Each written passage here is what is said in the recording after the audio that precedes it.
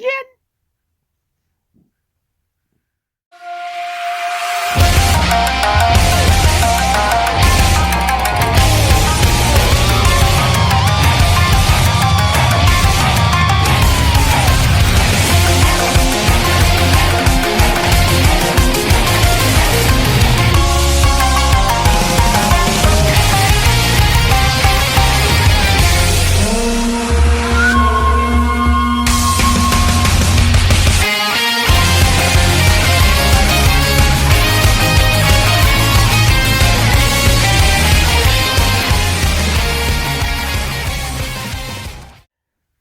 Hey everyone, welcome to the Unagi Sayaka Watch, where we keep updates on Unagi Sayaka since she went freelancing back in October of 22, going to different promotions all over Japan, such as Marvelous, Sendai Girls, GLEAT, GTO, various promotions throughout Japan, and of course outside of Japan here in the United States like GCW, West Coast Pros, and other various locations around the world. I am your host, J Rod here. So if you guys are new to the channel, welcome. Right now we're doing a updates on Unagi Sayaka Watch, where we tell you guys what's going on in her activities such as the pro wrestling, upcoming events, and others so on and so on. We also do, of course, reviews on various promotions such as AEW, NXT, New Japan Pro Wrestling, TNA, and the NWA, and various promotions all over the world. We also do news updates to keep you guys on alert what's been going on in the world of pro wrestling. We also do various other things on this channel as well. So if you guys like what you see, please subscribe to us. So click on that subscribe button. You'll be getting videos like these, or of course the reviews we normally do all the time every day. So if you like this particular video, please give us a like on the like button or leave us a nice comment in the description down below. Now, let's begin with, of course, matches and reviews with Unagi Sayaka.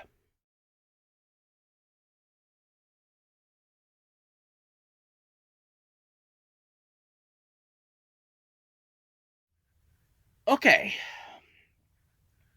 let's talk about her recent matches and review every last one of them. Now, for the record, I did not see all of them, but I can tell you guys what matches she has been involved recently in the last remaining month of February.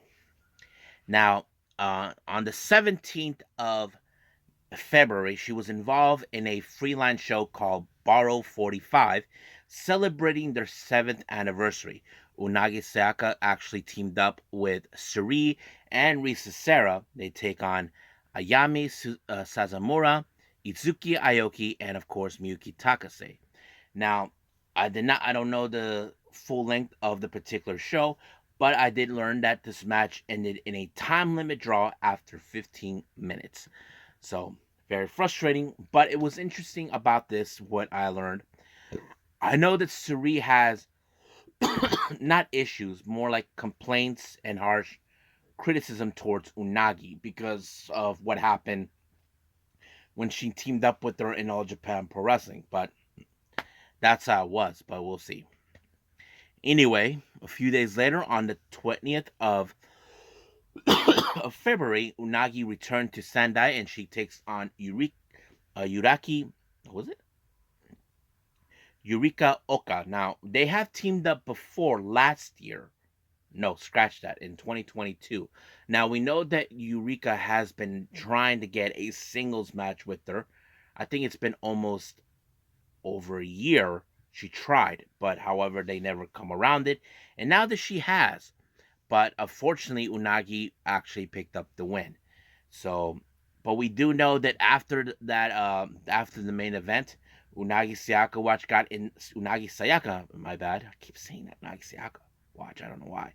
But anyway, Unagi approached Dash, and it seems that she is putting out an assessment towards her. But we'll see what happens. I'm kind of curious about it. Now, later on, of course, we did on the 24th of February. Unagi went back to Ganbare Pro, where she teams up with Minoru Fujita to take on her mentor Yuna Manaze and Yumehiro Inamari. Now, it's no secret, those who know this, it was Yuna who trained Unagi Sayaka, and she also trained Tam Nakano, Sayuri Noi, Natsupoi, and various other Yoshi wrestlers.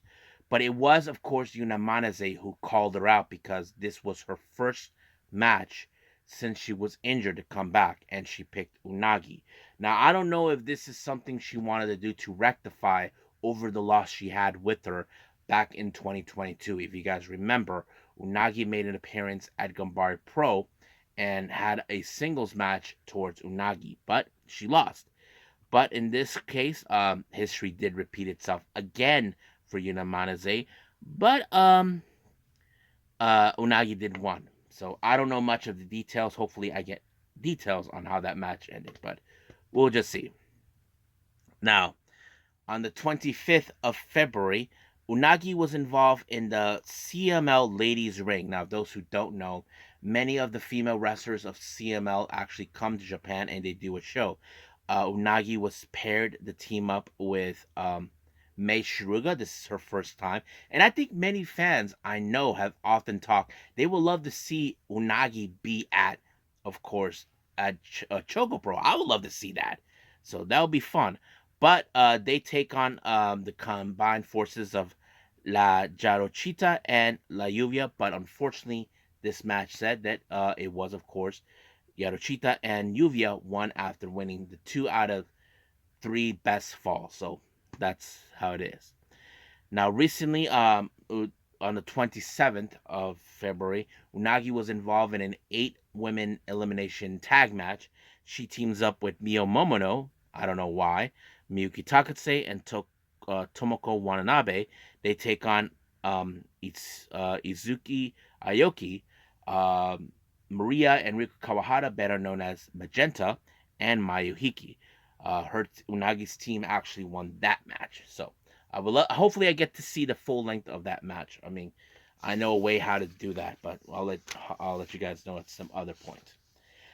Now, for upcoming match events that she has, 2 of them has been announced. Now, recently we know that Unagi is going to make an appearance at Oz Academy in March, which is next month. She'll be teaming with Izuki Aoki and Momoka Hanazono. They take on Ozaki-gun, Mayuhiki, Saruri Onoe, and Kakeru. Now, what I want to talk about this match is very simple. It's no secret, of course, that Unagi had to deal with Mayuhiki before, during that trios match that Unagi had with Saki and Yoshitatsu. But now she's facing Mayuhiki again. And this is the first time she faces Saruri Onoe in her dark side. Unagi did call her a potato. I don't know why. And we know that she's teamed up with Izuki Aoki on various occasions, and I think this is the first time she teams up with Momoka Hanazono. I mean, Momoka does have a connection with Waka, but we'll see how that teams up. But however, this one just added recently. Unagi will put the GTO Girls Championship on the line, a title that she had when she defeated Misa Kagura, and it turns out Aoi actually is going to challenge her for that belt. Let's see how that goes, but I'm really excited. Now, this next segment, as you all know, Unagi is the current DDT Ironman Heavymetalweight Championship. Now, those who are new to the channel, if you guys are unfamiliarized with that belt, I'll let you know what this is. This belt is originally from the promotion DDT. It's always been part of their brand and everything else. The Ironman Heavymetalweight Championship is not a belt about who's the strongest. It's a 24/7 belt, kind of like the hardcore belt that WWE had back in the Attitude Era, and not to compare it to that disgusting 24/7 belt that I feel WWE made a huge mistake with, and it was an ugly belt. This belt works in the same kind of thing. You can win it as long as there's a referee in presence. However, it doesn't initially mean that a person can win. Even an object can win. We've seen that with the Vince McMahon Walk of Fame has it, who won it. The Young Bucks biography book, and a few other items. So that always plays out. So anyway, Unagi won this belt when Stefan pinned Ikemenjiro during her anniversary show. And since then, Unagi has been now realizing that she's the target because people want this belt. Because you can win it at any time, at any given place. Now, let's talk about exactly what happened. As I mentioned before in the matches and reviews on Unagi, she was at Ganbare Pro and she teamed up with Minoru Fujita. After the match, after the promo was done, Minoru Fujita took advantage and tries to take Unagi Sayaka down and failed. Then he tried again in the backstage area when Unagi was in her regular clothes and lost the belt. So Unagi decided that she's going to go to the lobby, wait for him, and 1, 2, 3, she won the belt back. I'm like, she's learning. Yes, folks, because you know that you don't want to lose this belt. And she picked it up. However, Unagi did not expect this one coming, especially when it comes to people who she considers her friends. And one of those friends is, in fact, Saki from Colors. Yeah. Yeah, it's no secret that Saki and Unagi have a good bonding relationship. So Saki took advantage of her and pinned her and took the belt. However, Saki should have known better that her own unit would go after her as well. And Hikari Shimizu took the belt after she tickled her and in submission. And then, of course, Hikari lost the belt to Makoto. And then, of course, Sakura Iroda pinned Makoto in the back. However, during a show, Unagi pinned Iroda and regained the belt. So I don't know how many people, who's the what number of champions. So Unagi actually won that belt. And I have to say she was a lot smarter. Now, I will try my best to put those videos of her of the Ironman DDT stuff on the description below. I feel you guys need to see those. So we'll see about that. But that's pretty much it. I mean, I think I love Unagi how she's using the Ironman Heavymetalweight Championship. So we'll see what happens until then. But for now, I think that's pretty much it. What we have with Unagi. If there's any new stuff involving Unagi, I will try to put it out as soon as possible, or just wait a little time, depending on how things are, because I got other things I'm doing as well on this channel. So stand by after this for the next video, and then we'll go from there. So I must bid all of you adieu. So goodbye, and have a nice day. Bang.